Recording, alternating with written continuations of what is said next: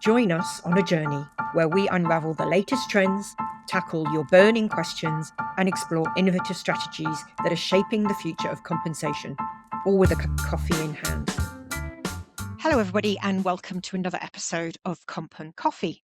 So if you've been reading any headlines recently, you've probably noticed the term peanut butter pay circulating. Peanut butter pay circulating in conjunction with the name pay scale, because we lent into that term in our 2026 compensation best practice report this year, where the data highlights, amongst other things, that the budget squeeze is facing organizations this year.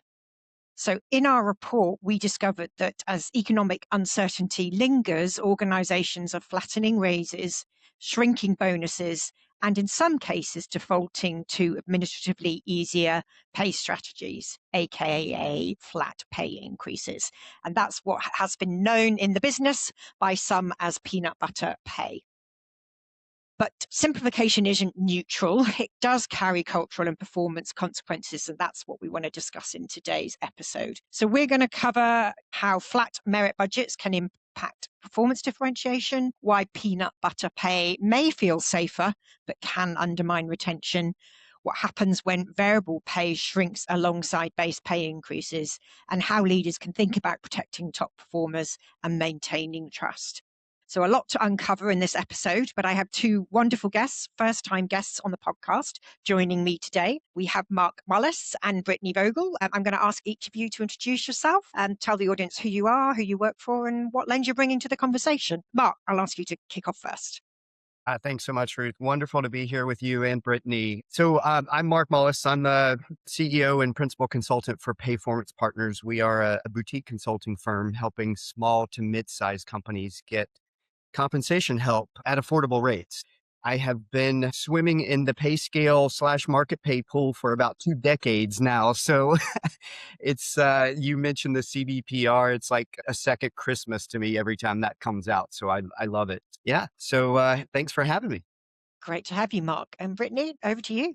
Yeah, thank you so much for having me. I'm really excited to have this conversation both with you, Marc, and of course with you, Ruth. My name is Brittany Vogel. I am based in Chicago and I work for an organization called Leapfrog Brands, which is the parent company of several consumer goods brands throughout hydration, food storage, soft goods, all sorts of fun things. If you've heard of Ello or Swig Life, you've probably seen some of our products out there. I come from a small kind of organization type background. Most of the companies that I've worked at have been under 1,000 employees. And so what I have really been able to do over the course of my career is really kind of build a lot of these processes. So not only making sure that best practices are in place, but actually helping executives decide what those best practices are. So really excited to talk about this topic with both of you because I think it's so top of mind right now. Okay, so let's start with the data then. We saw in compensation best practice report this year that 3/4 of companies plan to give raises this year. That was trending downwards from 2025. We saw that the projected median base pay increase for 2026 was 3.5%. And at the same time, we saw 44% of companies were using or actively considering that peanut butter pay that we just talked about, so spreading limited dollars evenly across the workforce. Now, I wasn't surprised to see the potential return of peanut butter, bearing in mind the economic position that we're in now. Historically, we have seen this in the past when we've had low wage inflation and during recessions. But I guess what I'd like us all to consider now is, should that be a recommended strategy? So, Marc, you've spoken before about how comp professionals often feel like they're trying to please two parents who don't speak the same language, so HR and finance. In a year like this, does peanut butter pay potentially become the path of least resistance between them? Interesting question. So speaking two language, I got to tell you, I mean, Duolingo's a little mad at me today because I haven't done my Spanish lesson in a few days, so I'm not sure about translating anything. But no, look, while Duolingo is mad at me, I've never had a finance person be mad at me for collaborating with them on salary budgets, right?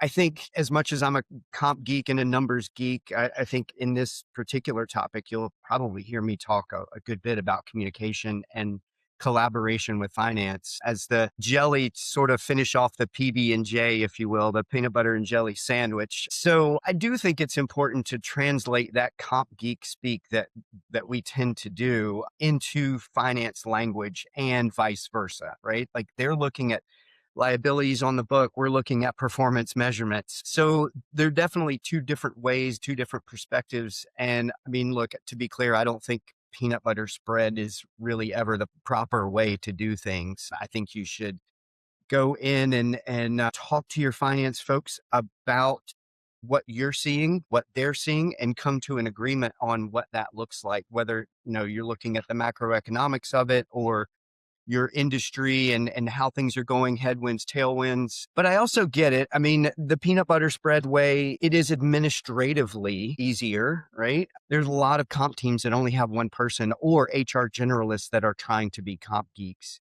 So I would say rather than leaning towards simplicity in your comp program, lean towards technology that will help you be administratively easier. I think it'll be easier on HR, not only HR, but on finance as well, and managers. Comp management software is what, a $3 billion-ish industry now, and is projected to be double. Some are saying even triple that within the next 10 years. So I think the trend is, if you're going to be administratively easier, if that's what you're looking for, look towards technology, not simplifying or gutting your comp program, and collaborating with your finance people and being able to do that through technology so they can see the numbers, they can see the analytics will help tremendously. So really kind of not see peanut butter as a default, look to other options available to you in terms of defaulting to something that you think is administratively easy that may impact you from a like strategic or retention perspective. Yeah, absolutely. Because look, I mean, the peanut butter spread gives the illusion of fairness, right? Mhm. It's not. It doesn't mean fairness does not mean equal, that everyone gets equal. So it creates the illusion of fairness, but it's definitely not fair. Okay, and Brittany, from your perspective, from the operator's seat, what pressures push organisations toward flattening raises or potentially shrinking bonuses, which we're going to come on and talk about in a minute? Yeah. Well, to Mark's point, like he just pointed out, the illusion of peanut butter pay is to say, well, if I'm giving everyone the same, then everyone is equal here. And the reality is that just doesn't translate, right? You do have high performers that are saying, well, if I'm working my butt off, I'm putting in the work, I'm putting in the time, and then the guy who sits next to me checks out every day after lunch, and we got the same raise. That doesn't promote fairness, right? That doesn't promote, it promotes equality, but it doesn't promote equity, which I think is the really important differentiation that HR leaders and finance leaders need to come through. I think to the point earlier as well, finance and HR do sometimes speak different languages, right? Like we are concerned about the people side of it. How are people going to feel? How are we going to motivate people? Whereas finance, it is a number on a book. And I want to be realistic and say like a budget is a real thing. But something I always like to tell my executives and leaders that I'm working with is 9 times out of 10, your people are your most expensive line item. If you aren't investing in your people, you're actually not being mindful of those books. You're not being mindful of those numbers because they are your best asset. They are the best asset that you are paying for at the organization. And so if you're not taking the time, if you're going to do, hey, we need to do a software evaluation, we need to do an evaluation of our office space. If you're not doing those exact same things with your people, you're really missing out. Yeah, well put, Brittany. Now, sometimes, and we've probably all seen this before, when base pay stagnates, we can lean into using variable pay as the way to differentiate performance. And that has happened in the past. But interestingly, again, the compensation best practice report showed that bonus participation was declining as well from 81 to 75% in 2026. So it seemed that less employers were potentially going to award variable pay this year. Again, no surprise if we think about the economic context within which we're working. But what do you do when both levers are tightening at once? So, Mark, when there's no bonus cushion to fall back on, how does that change what organizations can do to differentiate performance? Yeah, look, I think there's a few things. And again, being the numbers guy, the comp geek, I'm not going to talk about numbers. um, I think there's other levers to pull. For example, we at Payformance, we have a 4-day work week. So we work Monday through Thursday. Everyone gets Fridays to do, to be with their families or to relax or to recharge, whatever they need to. Now, Saying that, I still see a lot of green dots on Slack on Friday, but we still offer it as an option. So I think that's certainly a way to lean into. Also, even though you may have small budgets, maybe some spot bonuses or some really like quarterly incentives or something that rewards performance almost immediately. I have a psychology degree, and so motivating employees comes better when it's rewarded right after the performance, not waiting an entire year anyway. So I think you could do even smaller numbers, but do them more frequently throughout the year that really highlights that performance. And then again, look, the other thing too about, by the way, short-term incentives is the attention span in the world is continuing to drop. Every person's attention span is now around, it was like 2.5 minutes some years ago, and now it's down to like 8 seconds. And it's a lot of that doom scrolling, right? If you're asking someone who has the attention span of 8 seconds to wait an entire year to be rewarded for performance, it's, that's going to be a tough sell. And also, again, people want lives. I think people, especially, folks coming out of college now, they're really focused a lot on their lives, their health, their mental well-being, which is fantastic. I think all of us should be doing that. So that is certainly a good way to be able to reward performance without having any sort of budget. Yeah, I mean, if you think about the context as well, we know that employees are facing higher burnout than they have for many years. And also, there's still this ongoing conflict between remote work, non-remote work, or workplace flexibility. So, there are options for you, I think, to consider once you start getting out of the total cash bucket, and to think about those as an employer as well in these situations. But Brittany, if you think about protecting your highest performers when you have restrictions around base and bonus, what would you think about deploying, or how would you react to that? Yeah. I mean, as somebody who comes from an organization that is small, that is hyper restricted by a lot of budgets, oftentimes we don't even have the ability to get creative about doing spot bonus or small term incentives. So you really do have to kind of shift and say, can I get creative? To Mark's point, can you get more creative about how you're giving people time off? Can you create a more flexible working environment for people? Something that has been met with resounding success at our organization is we cater lunches every single week for our team. It's an opportunity for everyone to take a break, to come together in the office, to sit together, to talk, to walk away from their computers for a short period of time. And it costs us not even $50 per employee per week. So it's something that is really, really valuable to our employees and doesn't end up costing a lot to the organization. I know Mark mentioned how important it is for especially our younger generation that is coming into the workforce. I read a study recently from Deloitte that said 90% of Gen Z and millennials value job satisfaction more than salary, which is a huge, huge shift. It used to be that salary and job security were the number one driver, and that is changing. It is shifting into job satisfaction. So I would challenge anyone who is struggling with compensation to also figure out how can I provide the best amount of job satisfaction to my team. I'm not only rewarding them monetarily, but I'm also finding ways to reward their curiosity. I'm finding ways to challenge them. I'm finding ways to give them something so that they can give it back to us. I would always encourage anyone who's struggling with those monetary rewards to be able to say, are there non-monetary rewards that we can offer to our team? Yeah, some great suggestions there. And we've been hearing from customers or people we've been having these discussions with, other things that they're leaning into are skills acquisition. We know how important skill acquisition is at the moment, particularly, with the short life of skills, and career progression, because job satisfaction, career progression, I think they're very tied in terms of people often value those ahead of pay sometimes. And so being able to articulate a clear career path or helping your employees on that path are other tactics that we're hearing people are leaning into this year. Yeah, Ruth, I mean, that is number one that we're hearing from our employees is like, hey, the raise is great, but what's Yeah, next for me? yeah, Right? What is next in my career? What is the next step for me? Is there a job that doesn't exist that I could step into? And what do I need to be able to take that on? So I think that job progression is something that is key and vital as you're all building these compensation ideas. yeah.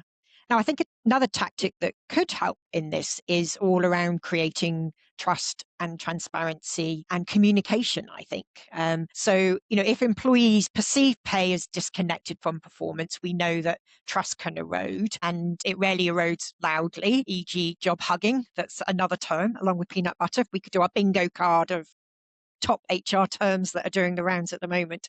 So, that dissatisfaction from employees can show up as less collaboration, less initiative, less investment in work. And so it is important, I think, also to communicate the context when you are in the situation potentially of having limited pay budgets, and explaining why and the strategies that you're using to continue to engage employees. So, Brittany, how do you communicate difficult pay decisions without that erosion taking hold?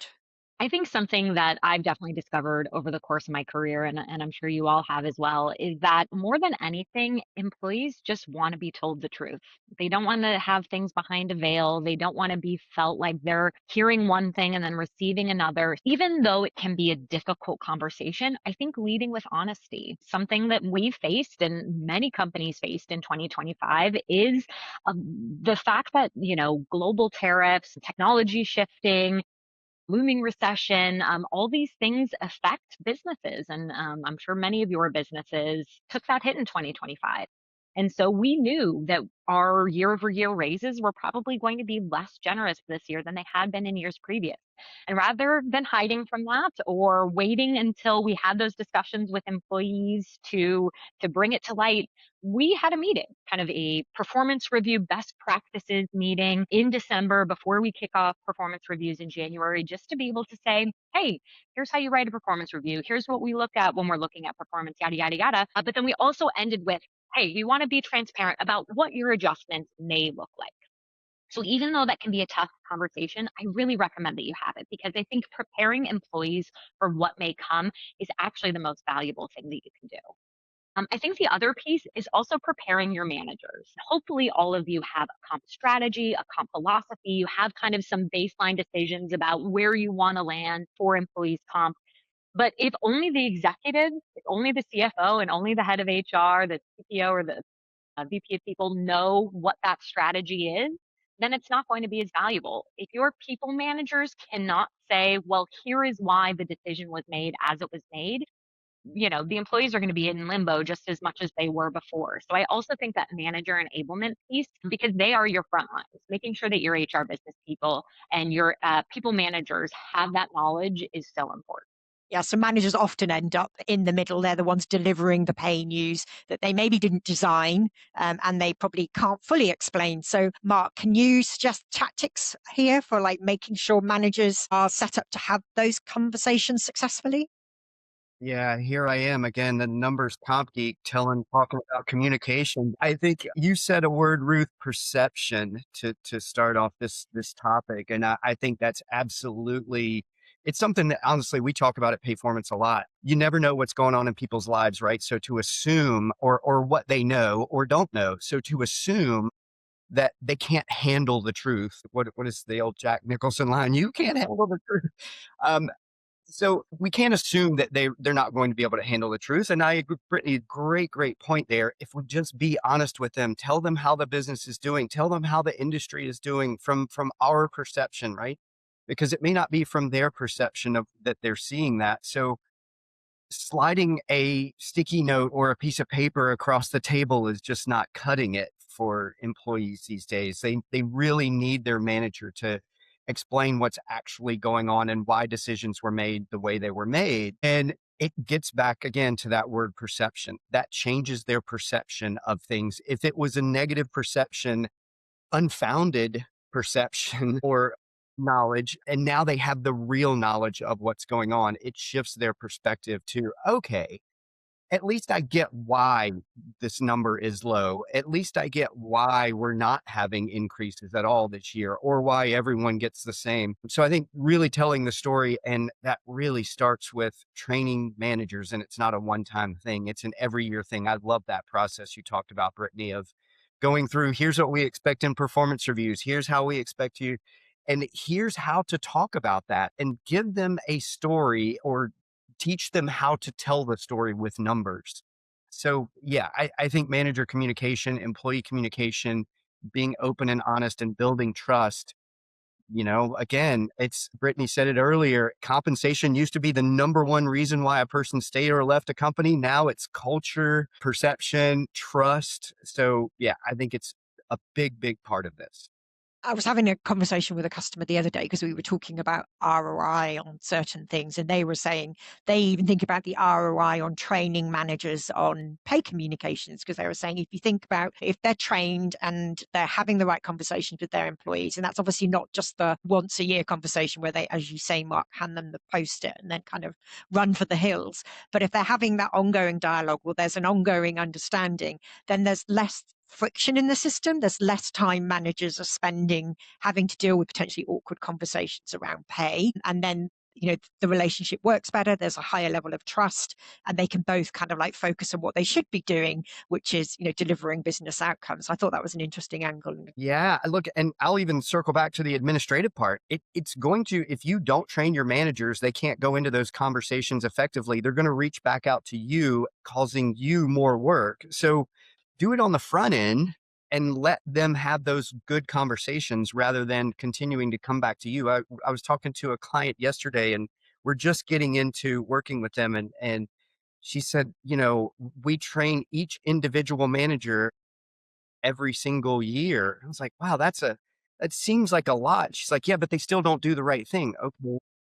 You, you got to get the communication right. Then it's just going to turn around and cause administrative burden on you if you don't do it up front. Yeah, absolutely. So we've talked about peanut butter pay, some of the risks. We've talked about how to manage around that and how communication is really important. One of the points I think we wanted to make, as we were looking at the kind of predominance that we saw in our study of the potential use of peanut butter pay, was that potentially this is a short-term financial strategy.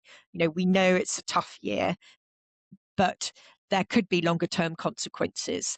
And that was one of the things that I wanted to dig into next, I guess. So, Mark, when organizations flatten pay in the name of simplicity, what story are they telling finance versus the story the employees are hearing, do you think? Yeah, look, I mean, finance folks, great, great colleagues, great partners for compensation geeks. Finance folks love predictability, right? And the simplicity of a peanut butter spread provides that. So expect that they're going to lean that way if the option is there. So then I think it's really upon us to try to convince them otherwise. Because on the flip side of that, finance hears predictability, employees hear, well, then I guess performance doesn't matter. You work hard, but the outcome won't be meaningfully different. And then they start just either quiet quitting. And I don't know if you had that Another on your term? bingo Didn't have it card. on my bingo card. Yep. So they're doing that. They're job hugging. They're doing all these things that are not performance related. They're not extending that performance out because it doesn't matter in their perception. Performance doesn't matter. Thank you. And then, Brittany, for you, what signals would tell you that potentially that peanut butter pay approach has gone too far? Well, I think to Mark's point, that quiet quitting is something that is very apparent. I know we talked about when, employees are not putting in equal effort, but getting equal compensation or getting equal raises year over year, it actually does more damage to your high performers than your low performer. And so you'll see high performers start to disconnect. I know that there is a lot of job hugging right now where employees are staying in roles that they don't love or that aren't the right comp for them just because the market is tight and the market is tough. But your high performers are going to be the ones who can find those jobs, right? Because they're the ones who are desirable, who are able to bring skills to the table that could benefit another company. So you could see more turnover in those high performers.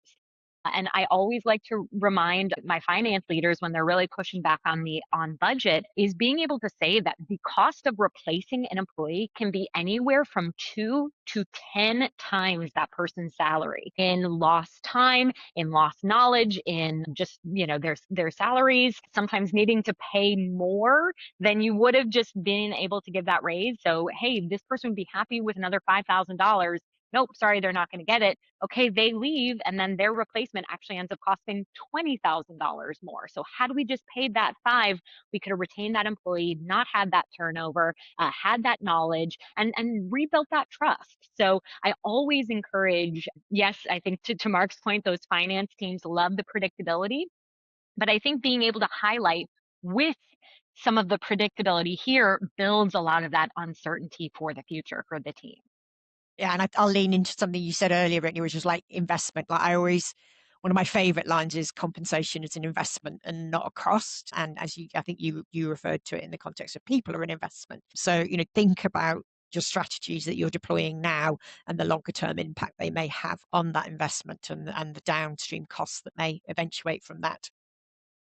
So we always like to try and ask for some practical tips for our listeners as we get to the end of a podcast. So with budgets tight, the strategy doesn't necessarily have to be. I think that's what we've heard today. Any recommendations from you about how you're thinking about protecting your highest performers when both base and bonus flexibility are constrained? Anyone can go first. Brittany, you can kick me off.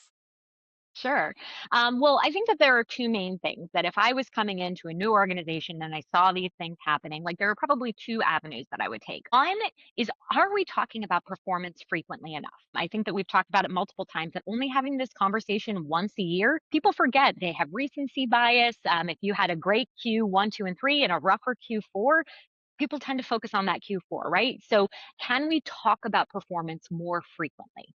Can we get a sense from our team members about what drives them? What motivates them? Are they seeing a different path for themselves than this manager might see? And how can we start to build that in?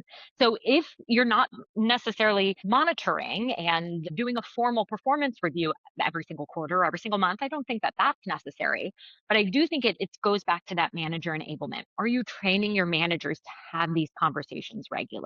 Are your managers actually talking to their employees, not just about their priority list of what they're doing every single week, but how they're actually doing, how that manager anticipates the growth for the employee, but then vice versa. How does the employee anticipate growth for themselves?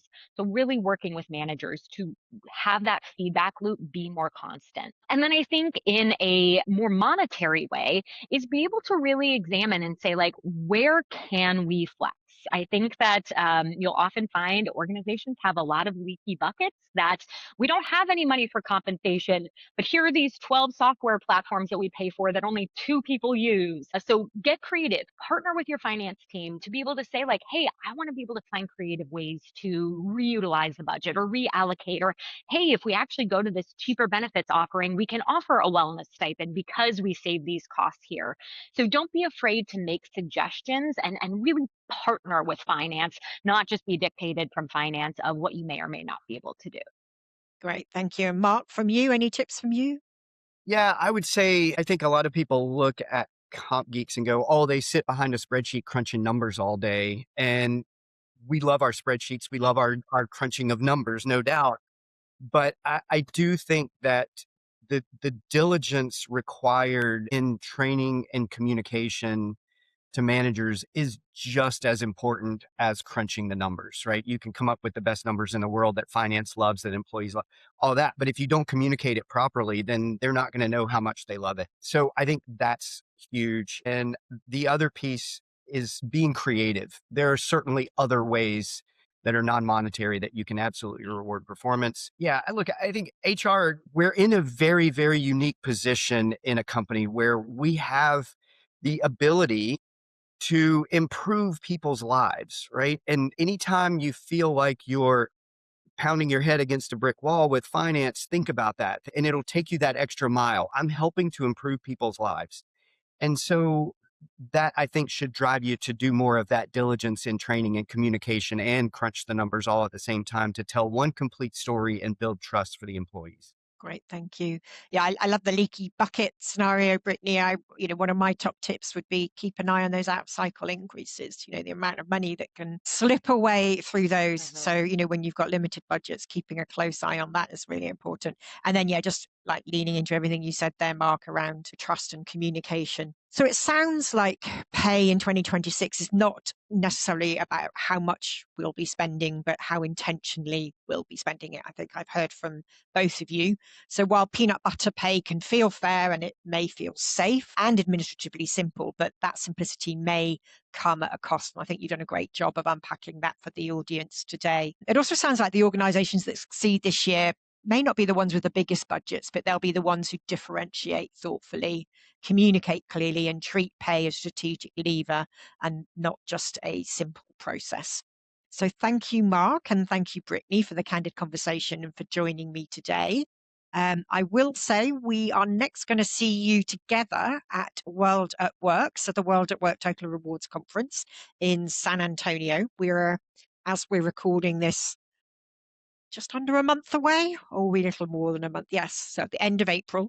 So Marc and Brittany will be taking the stage, and so looking forward to seeing you both there. So if you want to hear more from Brittany and Marc, do come along, come to the session. You're going to be talking about performance-related pay again, I think, are you? Yes, this exact topic. Great. Okay. So yeah, if you want to hear more from them, come and join us at World at Work. If you'd like to read more about the data that we've referenced today, that's all contained in the 2026 Compensation Best Practices Report. So as Marc said, it's our annual report, 17th year this year.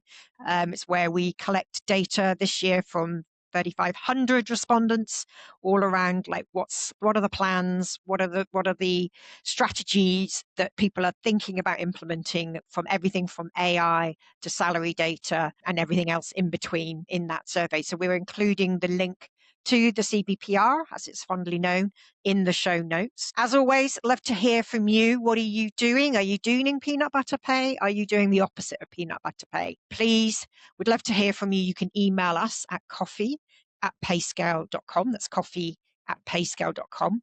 And if there's anything else you'd like us to discuss on a future episode, then email us there too.